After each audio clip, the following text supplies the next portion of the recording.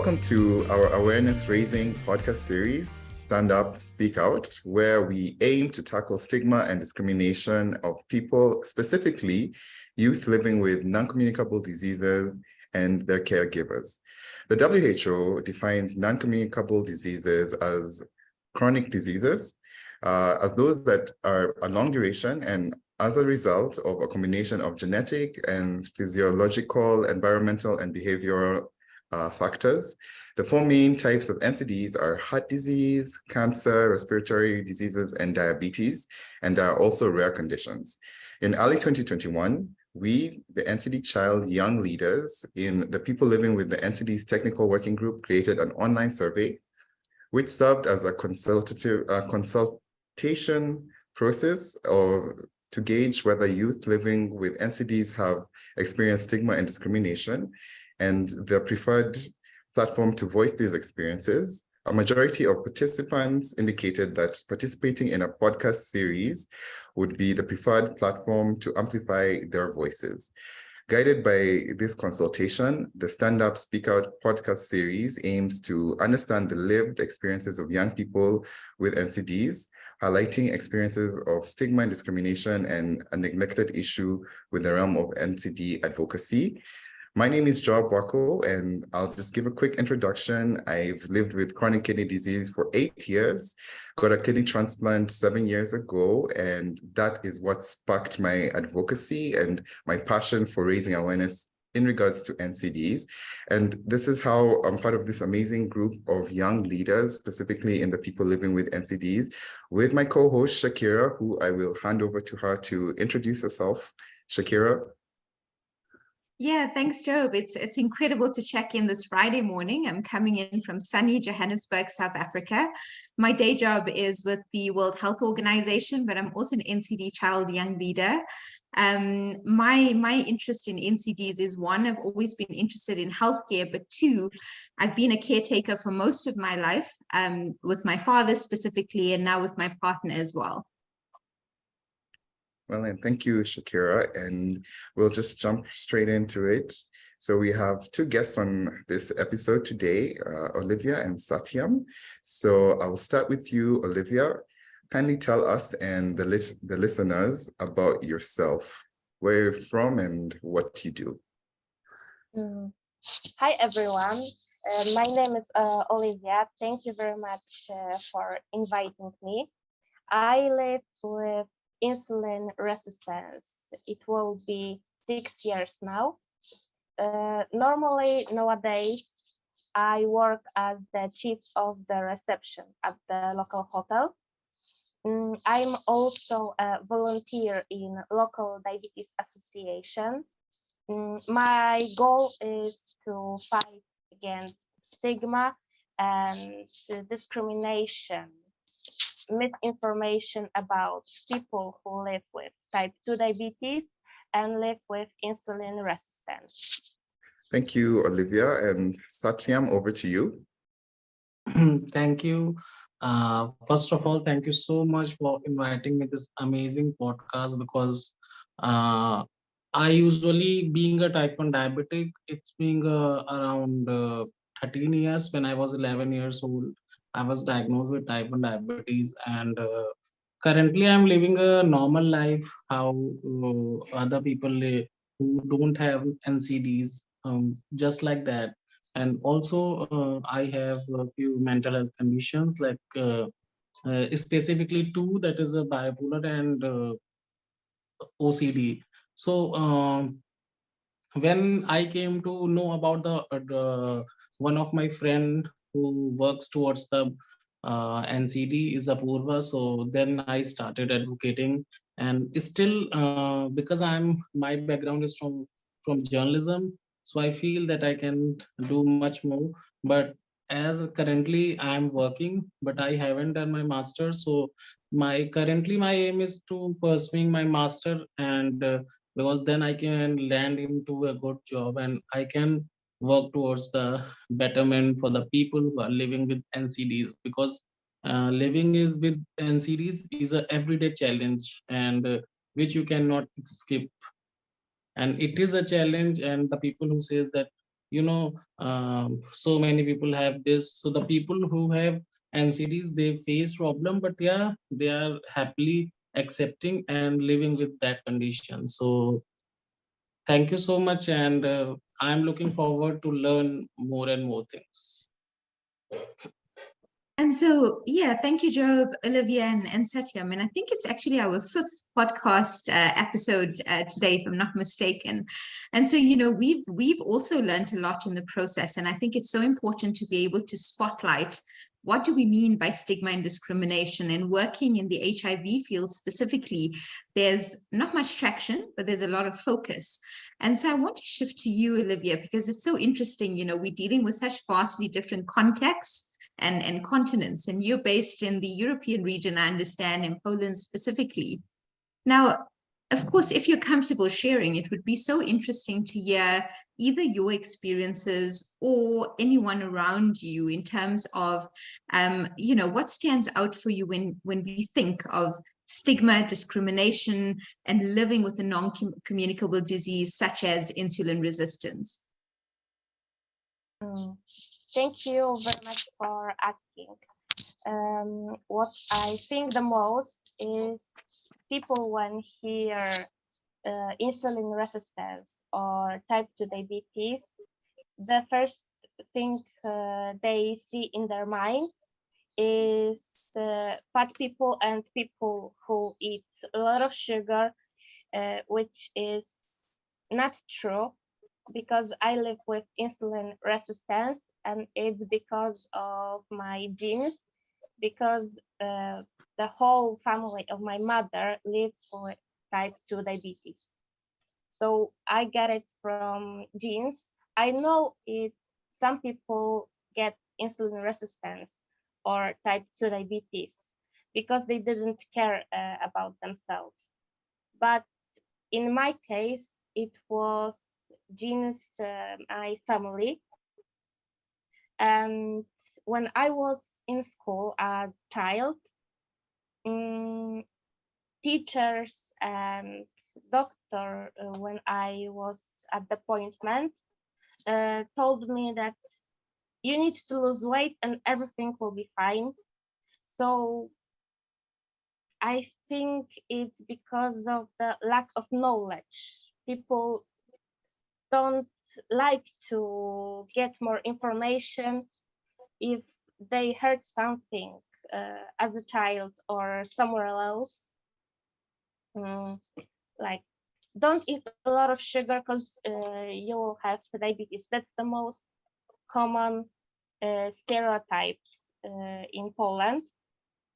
And what I want to do is spread awareness, information, that it's not only sugar and unhealthy lifestyle, it's also the genes. And when someone who lives with insulin resistance or type 2 diabetes hear from someone else stereotypes, you're the guilty one, you're sick because you're the guilty one, you did it by yourself, so don't come up and ask for help because you're the guilty one.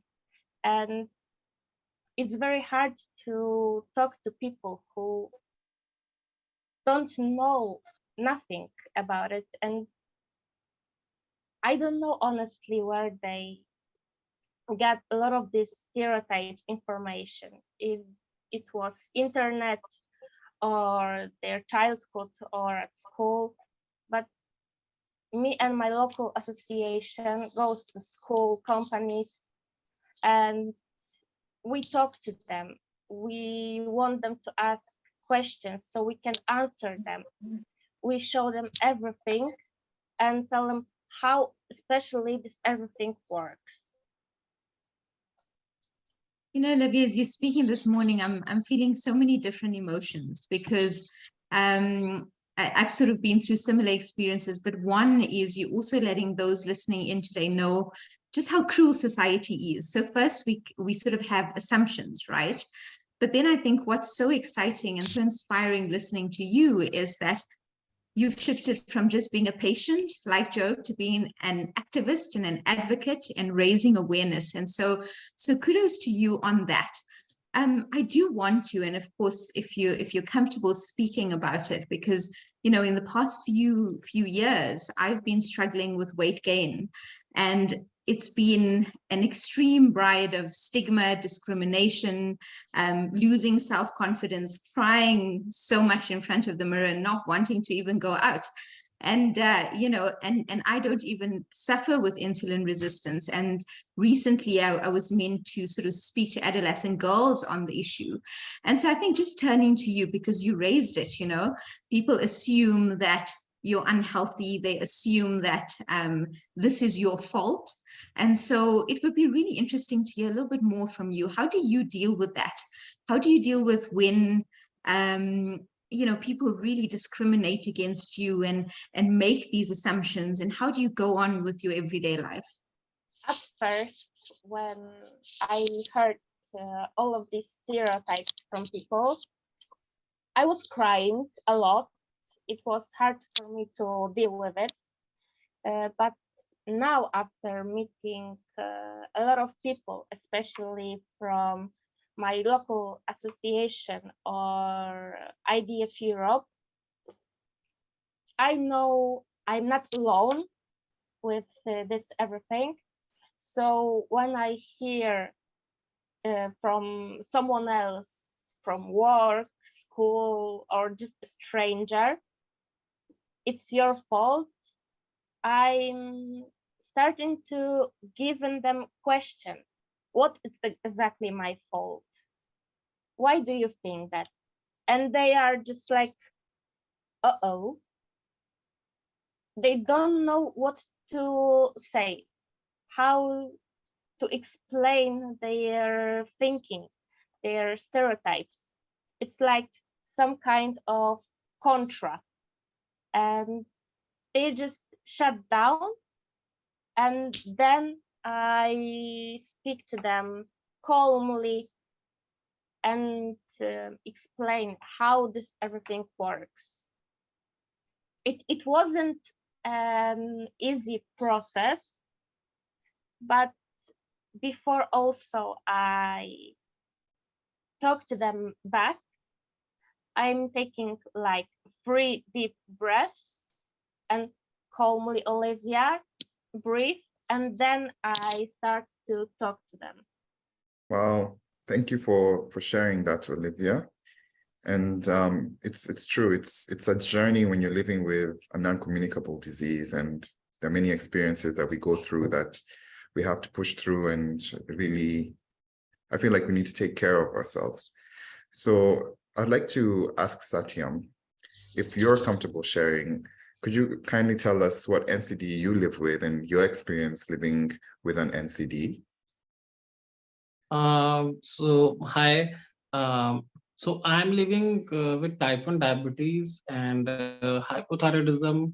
Also, I had some psychological disorder. I'm dealing with the mainly problems are bipolar and OCD. And I have OCD of organization and cleaning. So these are NCDs I'm living with. Also, I had a major heart surgery. It was open heart in 2015. So, but that is all right. So, and there is no connection between diabetes or my heart issues. It was something which developed not because of diabetes, because oftenly I have people say that oh, it is because of diabetes. I'm so sorry. And because of diabetes you are not going to survive more than 40 years or 35 years. And so the discrimination what I face is really like sometimes it gives me very bad vibes and terrible also. Like recently I have joined a job in a media agency which is a very reputed in India and international as well. And so I requested my boss that I can do every shift except the morning, because the psychotic medication which I take at the night, it makes me sleepy. So I cannot wake up at the early morning. Rather than I'll prefer the night shift. But it's not possible. Anyhow, I'll do the morning shift.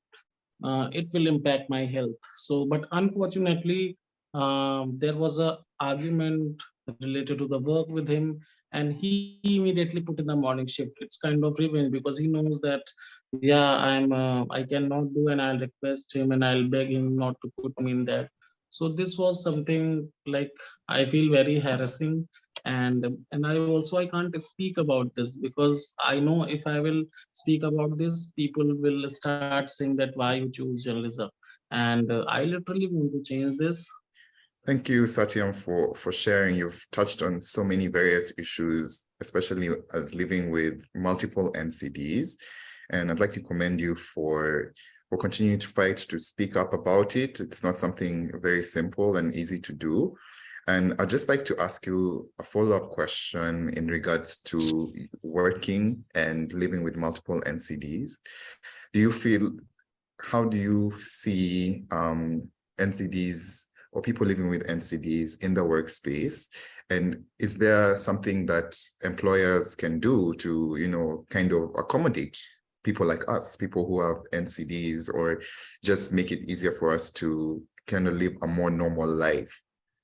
So basically, I just want to understand that they can do uh, all those kind of work what a normal employee does. But yeah, there are some boundaries.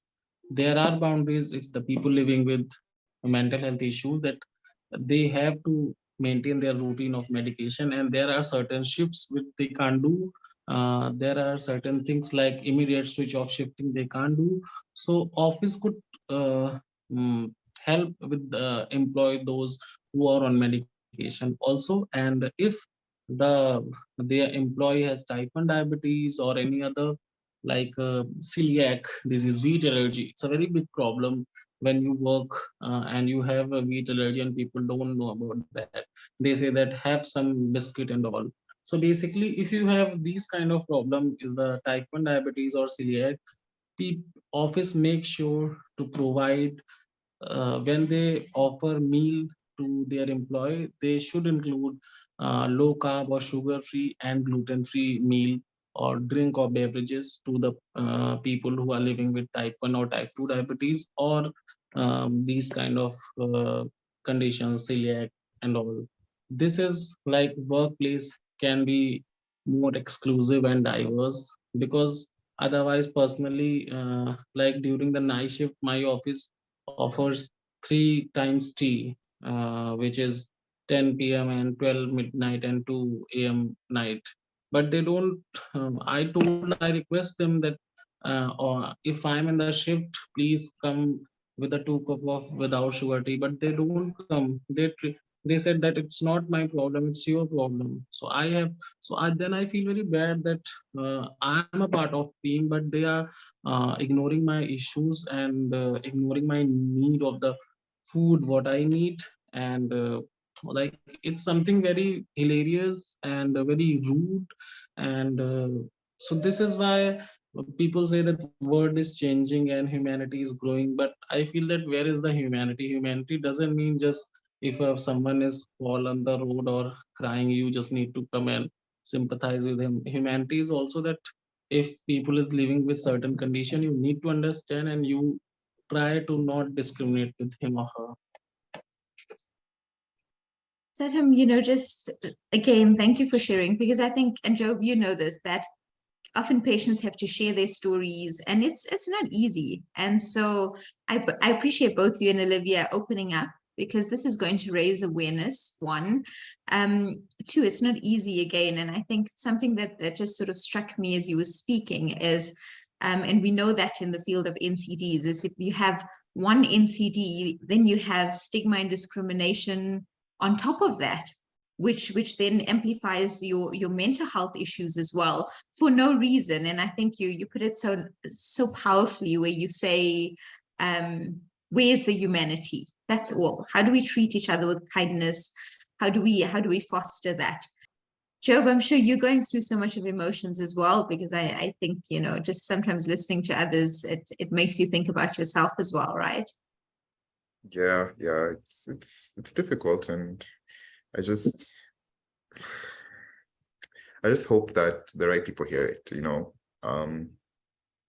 and the changes that we desperately need start to come to fruition, start to actually manifest in ways so that, yeah, we make it better for someone else. I think, and Satyam can speak to this. I feel like we've all gone through experiences that are difficult, and you're triggered, you know, and you might just be talking about something and it's like a trigger and it just throws you off completely. So yeah, to Oliwcia, we're here, as Shakira said, take the time you need, and yeah, we can edit it out, and we're strong. We're strong. And I think, you know, I mean, it will be interesting to hear from Satyam. And Satyam, this doesn't have to be part of the interview, but I mean, if it does feed in, it does. But, you know, I think, Joe, for me also, it's just about, I know healthcare professionals are overburdened. I know that, you know, they don't have the time, but I feel like that's the place you're looking for help. And that's the place where you don't get the help as a patient, you know, and you don't get the kindness and you don't get the eye care or anything like that. That's exactly what Oliwcia is saying. It's sort of you going there for help, and instead you're being told all sorts of things. And so that's what stigma and discrimination does, is it sort of fits into everybody's mindset, including healthcare providers, but not just them. You know, I think even working with gender-based violence survivors in South Africa, when they go to the police station, the way the police deal with them and blame them, these sorts of spaces are supposed to be for help, not for cruelty, right? I agree. Satyam, do you have anything to add or say? I just want to emphasize, and I want that the community who are working towards the NCD and towards the betterment for the people who are living with NCDs, that work, they are doing a good work. But what I have seen is sometime whenever we feel any conflict of interest, we divide and we make, someone makes other NGO, someone makes other. So I just want the community to be united, because ultimately we are working for the same cause, and if this happens, the main motive will be missed. Also, if we have any problem, you need to tell to your boss that yes, I have and I need this one. Because if you won't raise voice for yourself, then whom you expect that will raise your voice for yourself? So it's very important to talk. If you have any problem, you need to talk in the office and you need to tell them that I can't do this because of this condition. Otherwise everything I can do this, because ultimately you need to fight for yourself. And if you won't fight for yourself, how can you expect from others? Because already this word is not good for people, that good for people living with NCDs.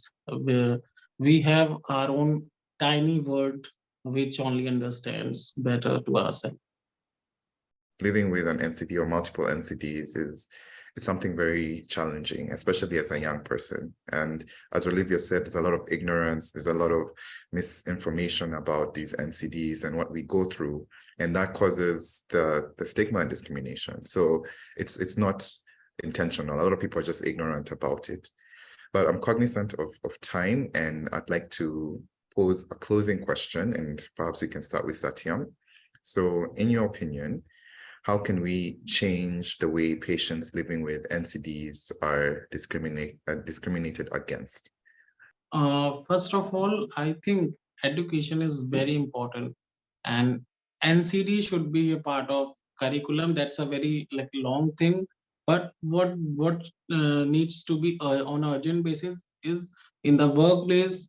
Uh, HR, there should be a HR policy about the NCDs, and to stop discrimination. And if anyone is joining who has NCD, to let the staff introduce with that NCDs so they can understand, and they won't discriminate. Also, if a person he don't want to reveal, because yeah, sometimes because you work in a company and there are so many employees, so you can't tell everyone.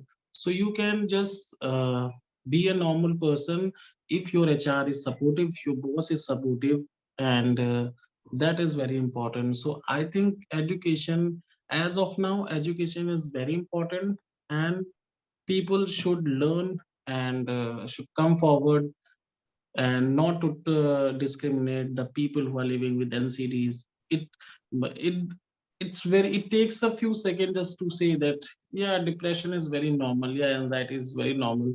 Oh, you are overweight. Why don't you work hard? It takes 10 seconds, but what it affects your heart, your mind, your soul in the long term. So this is, I think, can be done, and I think it will show some positive effects. Thank you, Satyam. And Oliwcia, what do you think as your closing remarks on discrimination and how we can reduce it in our spaces? As Satyam said, we should start with education at school, at work, because when we educate people, especially like, for example, at school, if the children listen to something, they got curious, they go to home, talk to their parents, and then the whole education, it's from one person to 10 people. So we start at school with children. Children talk to their parents talk to their friends, and then the whole education process makes sense, and it will bring positive feedback to all people living with NCDs. I would do the education. And education is a really important part of it, educating people about NCDs and to reduce their stigma and discrimination. It's not easy to talk about stigma. Stigma can look very different to everyone. So your story is your own, and it matters. So one of the many efforts to unleash and to move forward is to tell your story as part of educating people. Thank you for listening in. We hope that this has provided insights to the difficult experiences people and youth living with NCDs have to grapple with. This is only a tiny step towards addressing the issue, but we hope that you will join us as NCDChild young leaders to tackle stigma and discrimination. We encourage you to have a listen into the entire series, and we'd love to hear from you about your thoughts. Once again, thank you to our amazing guests, Satyam and Oliwcia, for sharing your lived experience and proving once again just how important it is to also include the voices of young people. We know that speaking out is not easy, but your voice is so powerful and is much needed. Thank you to our incredible guests for sharing their lived experiences. We know that this is not easy, but your voice is indeed really powerful and needed. Over and out, and on behalf of our team, that's the whole team on this, Apuva, Alex, Shakira, my amazing co-host, Melindy, and myself, would urge you to also visit the website ncdchild.org for more information. Thank you.